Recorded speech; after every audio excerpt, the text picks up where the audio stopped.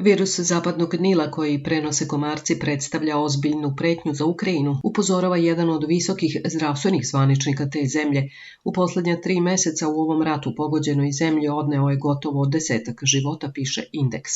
Situacija je ozbiljna i ostaće ozbiljna, rekao je zamenik ministra zdravlja Ukrajine i epidemiolog Ihor Kuzin u intervju za BBC na ukrajinskom objavljenom u nedelju. Virus zapadnog Nila najčešće se širi ubodom zaraženih komaraca, a simptomi mogu uključiti groznicu, bolove, povraćanje, osip, proliv i glavobolju.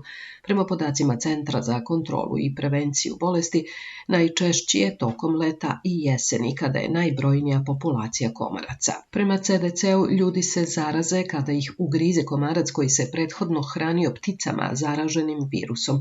Žarišta izbijanja obično se nalaze duž migracijskih ruta ptica, što potvrđuje i Svetska zdravstvena organizacija.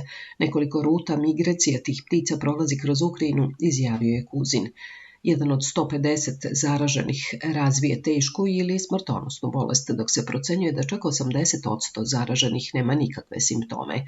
Ukrajinski centar za javno zdravlje saopštio je da je stopa smrtnosti od virusa između 2 i 14%. Trenutno ne postoji vakcina niti specifičan tretman za virus zapadnog Nila, koji je prisutan već gotovo 100 godina. Prvi put je otkriven u Ugandi 1930-ih, a danas je raširen širom sveta.